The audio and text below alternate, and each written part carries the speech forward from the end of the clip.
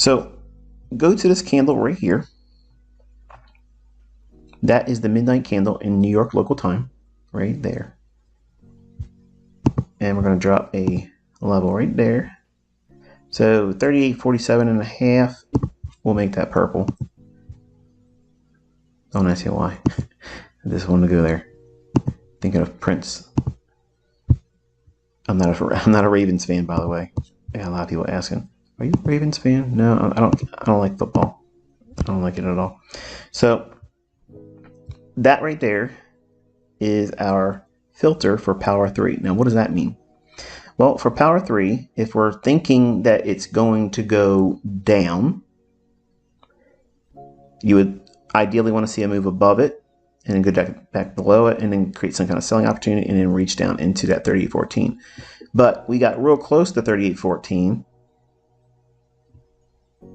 Well, 19 is, in my opinion, close. It's only like 5 handles away. So if we see this run up here on non-farm payroll at 8:30, and we're not trading on non-farm payroll. I pushed the button and managed the position, as you'll see here. And if you watched it already on Twitter, I showed a screenshot of each progression as I was calling each level. The whole business is on Twitter, so I'm trying not to steal the thunder from going through those tweets yourself. I know it's probably daunting for some of you. You want to have a handheld experience where I'm doing all the screen captures for you, all the busy work for you, but you're never going to learn doing that way. Okay, so I'm preaching to the folks that are trying to learn. If you are lazy, you will not do well here. Okay, so I'm demanding you spend time doing this yourself. I'm going to guide you, but you have to be able to do it yourself. Otherwise, your trading journal is going to be empty, or you won't have one, and you won't have the benefit of learning. So at 8:30, we had a run above that level. And I noted on Twitter real time, I said, take your attention to 38.14 because it could easily just spike down there. Now, had it done 84.14, and if it expanded beyond that, I had 38.04 also noted as a potential level. So in the event, because I don't know what they're going to do with the employment number. This is the reason why I don't trade this non-farm payroll event. Now, I've taught my students in old mentorship that there's a way to trade the market after that first 30 minutes or so on non-farm payroll, but it's not something that I would advise anybody doing. It's good for studying price action. And I gave an example of walking through it on Twitter, calling the levels where I thought it was going to go, and push the button and manage to stop and manage positions and partials and the whole business. And you'll see, obviously, the executions here.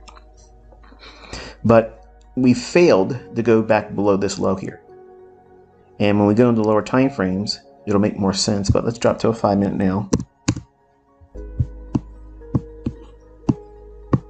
Okay, so we have an imbalance here in the form of a buy side imbalance, sell side inefficiency. That means buy side was offered. It's inefficient in what?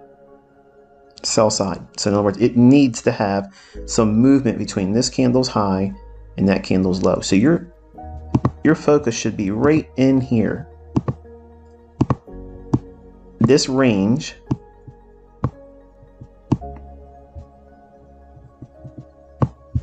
okay, right in here, this candle's high and this candle's low. There's only one candle between those two candles.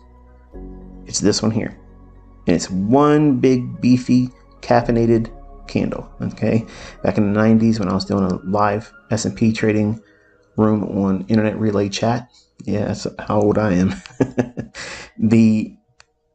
Every time we would create a big candle like this, I would call it a caffeine bar. And it's just a lot of energy. And you hear me sometimes say, I want to see an energetic move. Every time I say it, my mind goes back to the good old days on Merck. But your eye should be gravitating to these types of movements. This is a buy side imbalance, sell side inefficiency. Its category for a PD array is fair value gap. But its distinction is a buy side imbalance, sell side inefficiency. BISI. B-I-S-I. Okay. So don't bother Googling it because this is all my language. This is my vocabulary. I created this so that way you can differentiate what it is I'm referring to. And throughout the year, you'll know exactly what this is. Okay. By the time this time next year, you're going to be a pro at it. So you can see how we went down into that area here. dipped into it, and then turned around and attacked these relative equal highs. Now, before I drop down into the 1 minute chart, I wanted to kind of take you through this thought process. Right about in here, I tweeted and said, note 3814, because we could have easily spiked back down through here, cleaned this area up, ran the stops on anyone that was long with stop losses below that old 15-minute low. Let me bring it back here so you can see. So here's old lows here, and there's one more segment of price action right there. That's where those sell stops I was referring to all week. So if it was able to do that, that's fine. Then I would have been looking for a run to take these out, but it didn't give me that. So go through my tweets on Friday. You'll see me refer again as it's dropping down. Pay attention to 3814. But then we get into this area here, which I was watching, but I want to see proof. Okay, I don't want to just go in there and co-sign something on Twitter and not have any idea what it is I'm looking for. I want to see proof as to what it would likely do. If it's not going to go to 3814, that's fine. There's no trade there. I'm not selling short. I want to see if it can get to 3814. But if it cannot and it rejects this buy side imbalance, sell side inefficiency, what does that mean to reject? Well, it's not getting through it. So in other words, in the easiest language I could provide for you in regards to that, the lowest portion of that range between this candle's low and this candle's high, anytime you have a big one single candle and it's separated with the candle's high before it here and a candle after its low here, and it's just that range that's shaded in blue, there's only one pass, one candle, okay? That is significant when price is coming back down into it. But when there's high impact news drivers like, well, non-farm payroll or FOMC, it can overshoot these areas. Okay, so when I'm looking at price action, if I don't have a high impact news driver like FOMC or non-farm payroll, which I wouldn't be trading on non-farm payroll anyway, despite what you're going to see later on a regular day, like a medium impact or high impact news driver that's not FOMC, in other words, it's an interest rate announcement based report that's coming out, or just non-farm payroll. If I'm just studying price, I may be looking at non-farm payroll a couple times throughout this year with you all, just to reinforce the idea of what it is I try to avoid doing on non-farm payroll. So that way, you want to see me lose, you want to see me get it wrong, I'm going to stand in front of you live on a non-farm payroll and do the whole business right in front of you. And you'll see why I don't want to touch that day, because the elements of precision are likely to be outside my grasp. And it's because it's highly manipulated. So if it's highly manipulated, I don't want to be in that. Okay, and you shouldn't want to either. Now, if you're forced by compulsion or lack of discipline, and you just have to be in here studying on non-farm payroll because you feel drawn to it like a moth to a flame, demo it. Okay, don't trade it live, and then you'll see quickly why you shouldn't do it. Okay, but this purple level here, look what's happening. The market drops back down. I gave it the likelihood of maybe it ran up in here to get above the opening price, and then does it break below this area here and then tag the 3814 level. Now, if it would have went below 3814, came up into a fair value gap, I would have looked for a run to 3804. And you can find that 3804 level on your daily chart. It's an old daily low. There's your homework assignment for that. But it doesn't matter because I already gave that out. I already gave it out in the previous discussion about why the levels were being done. And I think that would be seen, or heard rather, on my Twitter space that's on Friday morning, why I don't trade non-farm payroll. So I gave you the levels specifically there. But if you don't want to listen to that Twitter space, you can obviously go through the daily chart and find those old daily lows, and you'll see where 3804 is. All right. So anyway, because we failed and rejected to go below this level here, you're going to have to drop down to a 1 minute chart, which we'll do now.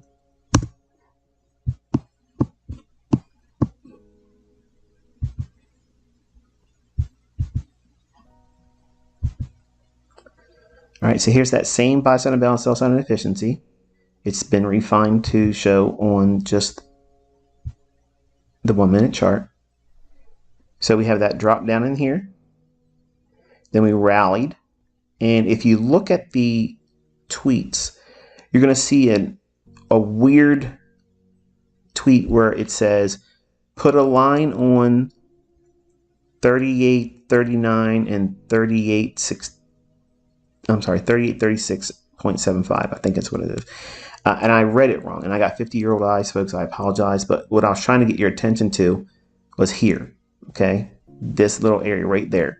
If that can stay open, and this is what I was going to get at, this area here, if that stays open, in other words, it doesn't trade back down into it. Let me highlight it here.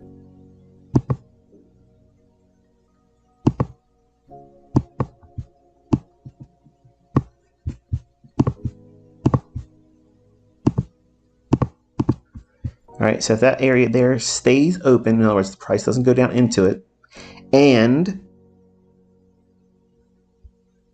a short-term high is taken out. Here's a short-term high right there. Okay, so this stayed open, and this short-term high was taken out to the upside. There's a small little gap right in here. Notice where all of this is occurring. See this dotted line here? You're going to see a tweet that I'm going to be able to put right on top of the chart, and you'll see how I'm right here. I'm calling that the 38.76 buy stops are in the crosshairs. That means that I'm watching to see if this level stays open and if we get above this short-term high right there. Because if we do, then it's likely to do what? Run to take out these relative equal highs. See, in retail books and educators that teach support and resistance, which I don't trade, they're going to see that as resistance. It went above this high here, it went up here, stopped, dropped down aggressively. So naturally, anybody that wants to make money, they're going to think, get short. And as long as it doesn't go above here, you're good. Put a stop loss up there, it's fine. Well, I teach my students how to attack retail logic and theory because it's based on fallacy.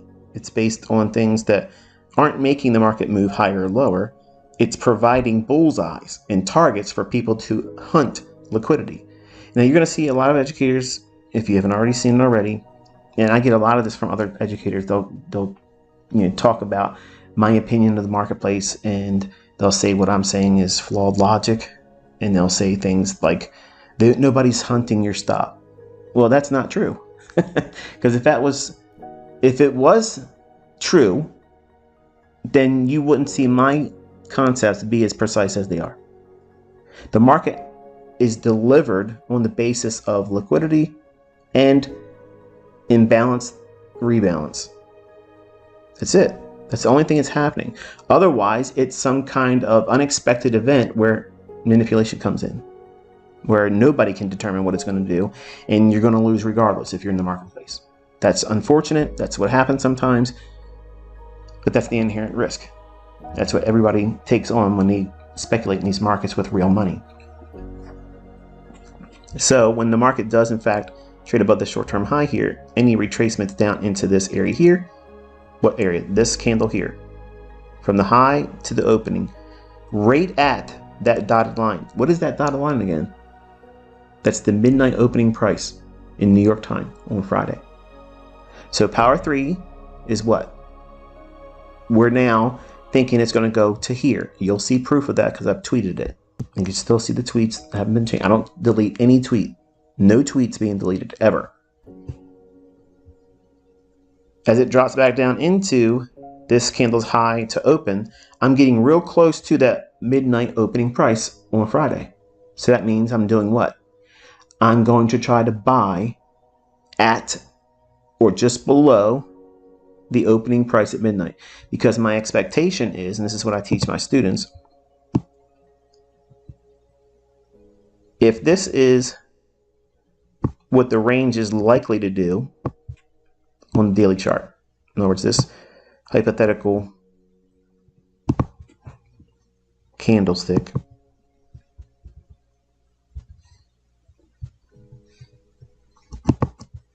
Okay, let's say this hypothetical candlestick represents the daily chart.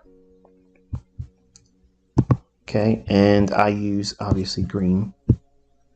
So let's use this here.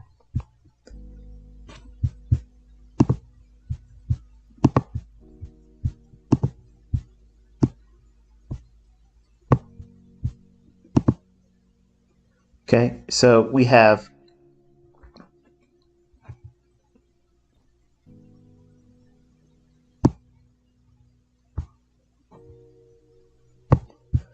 this scenario here where we're expecting the opening price. Now, again, think about this candle on the daily time frame. Right now we're looking at a 1 minute chart, so don't be confused by this, okay? I'm just showing you the logic. The opening price would be this price right here.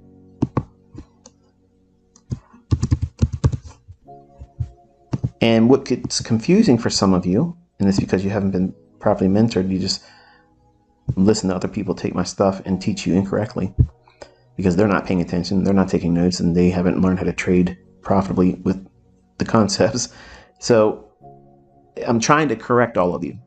Okay, I know you're overzealous and you want to go out and make your courses and your mentorships and all that other stuff, but you're actually hurting people.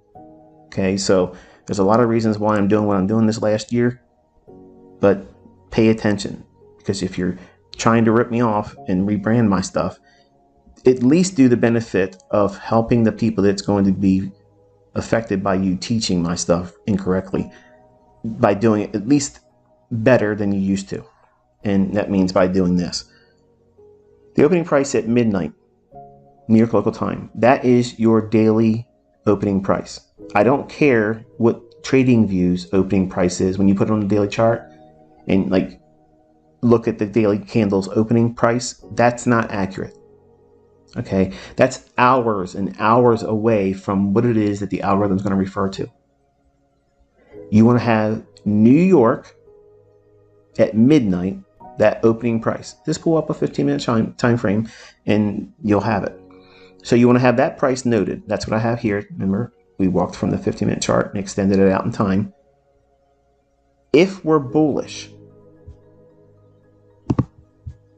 by having this level on your chart, you want to be buying at that level or beneath it. In worst case scenario, you want to be buying near it.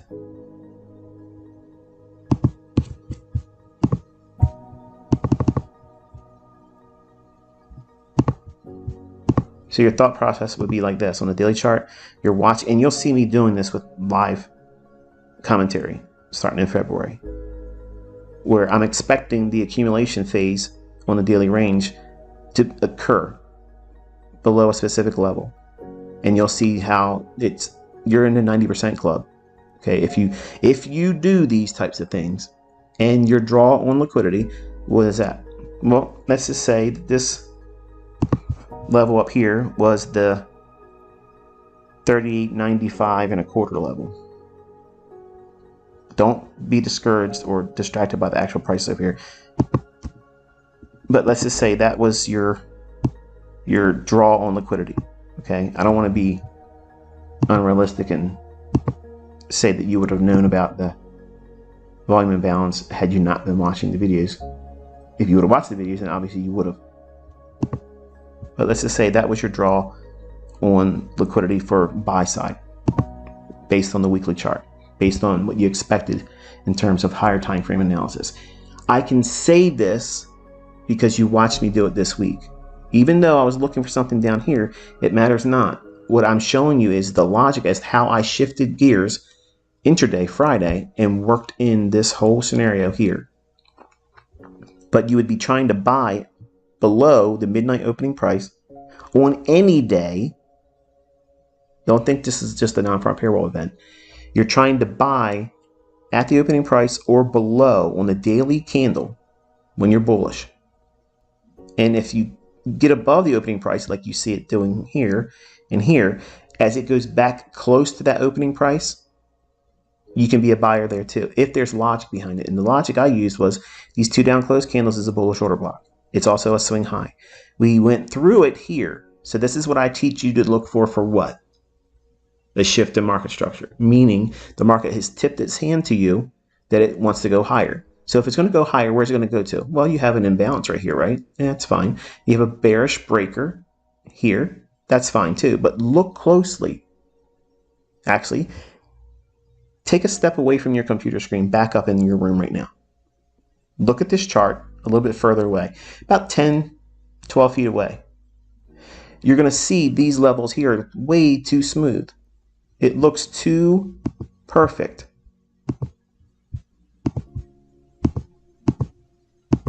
It looks too much like classic support and resistance. And here's a note that you want to have in your study journal. And anytime you see levels in your chart that are like this, or they're just too perfect and smooth, I always say this, okay, but smooth edges like to be made jagged. That means when it's smooth like this, the market will rip into that and make it jagged. It doesn't like to have smooth highs and smooth lows. It will always find a way to go back into those levels. It may not happen right away, it may not happen the same trading day, but it will always look to go into those levels again. That's what the algorithm does. So let's go back to our analogy. Let's assume that this level here is this level right there on the daily chart. So that level, for whatever reason, we think there's something up here that is going to be a draw on price. Okay, liquidity up there is making the highest probability that the market will want to gravitate to that level. And that just happens to be on our daily chart. That's the level you would have. Well, while you're watching price, when it's down here like this, meandering around like it was doing here, I'm not paying attention to all of this. This is all based on the reaction to 8:30 in the morning at non-farm payroll. So I'm not worried about this price action. I look at this and ignore it. I want to see where the real range is. It's here. Then they did this fake run. Okay, it looks like it's going to break this, but it doesn't, and tears off, goes lower into our buy side imbalance, sell side inefficiency. Then we wait. Does it break lower? I'm not chasing it. I'm just observing it. I'm watching. I told you, note 38.14. See if it can get down there. It didn't want to do it. Then it rallies away, leaves this area in here, and I gave you the two wrong price action levels. If you look at this low here, you're looking at this price right there. If you look at this candle's low, it's 38.25. 38.25. And I said 38.39, I believe it's what I tweeted, and it was inaccurate. I apologize. 38.39.25 is wrong. And I was looking at this level here, the high, 36.75. So that's what I was looking for, and I was watching. Obviously, you knew I'm looking at a 1 minute chart. I was commenting over a 1 minute chart.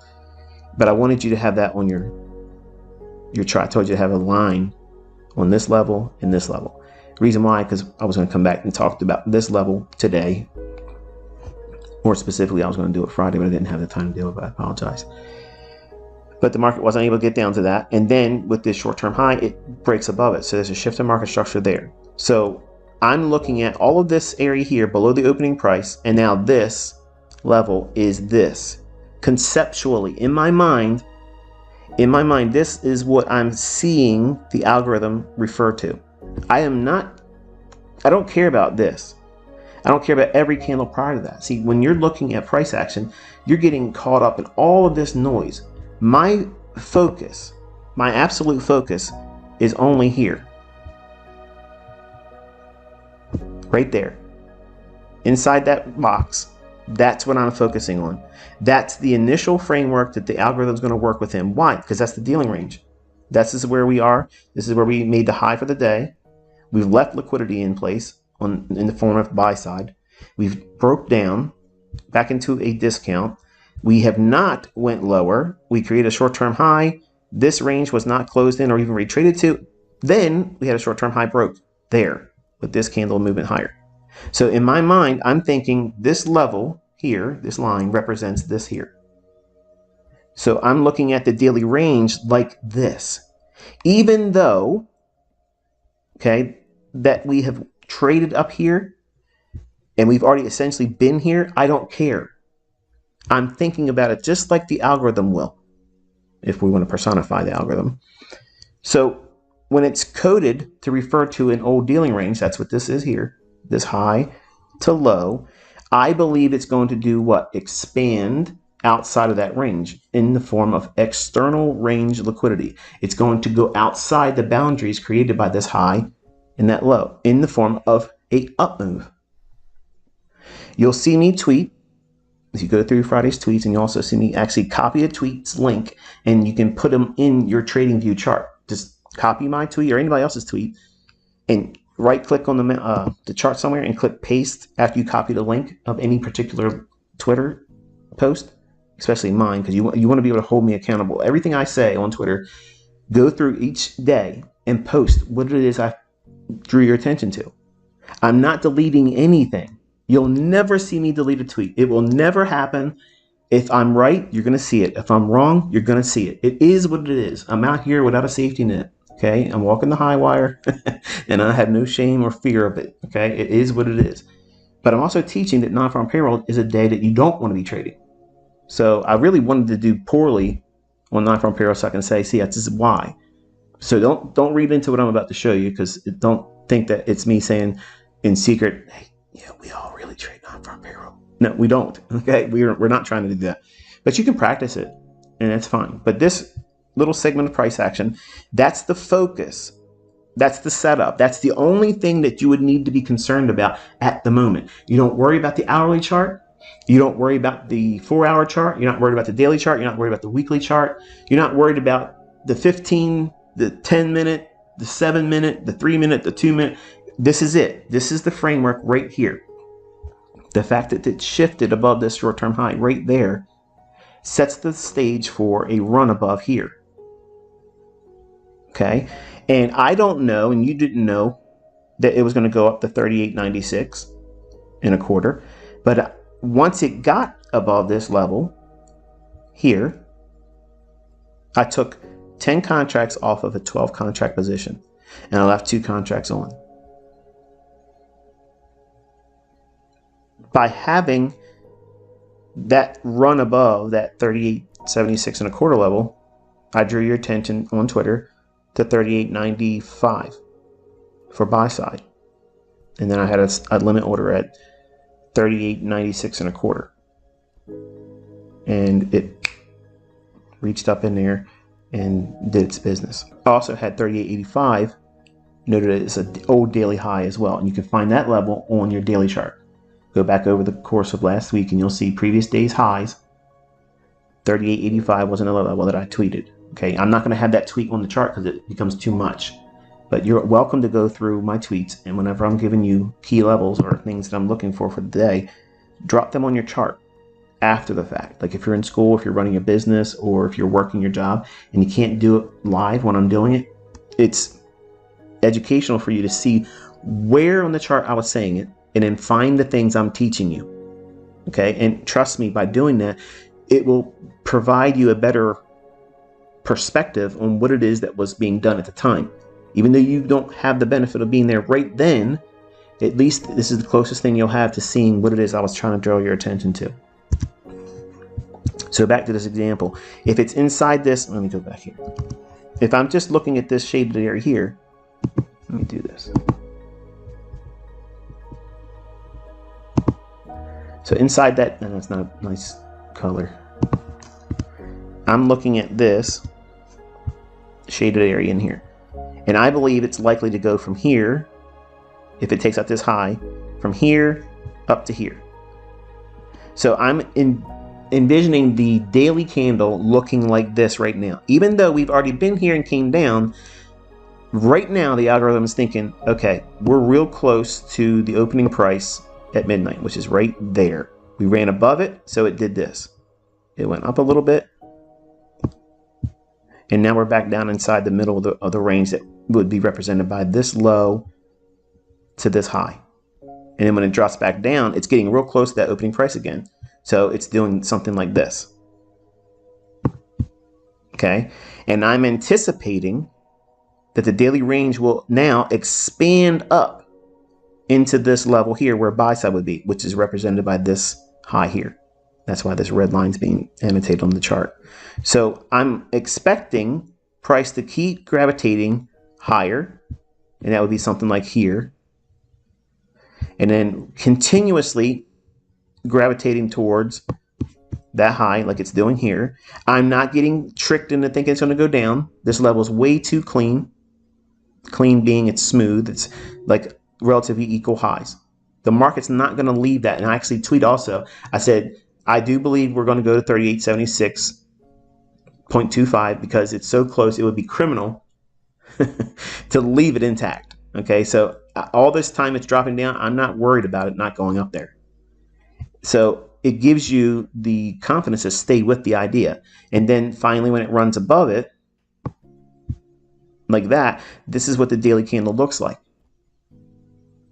And I'm going to watch and see, does it keep digging into my next objective, which would be an old high at 38.85.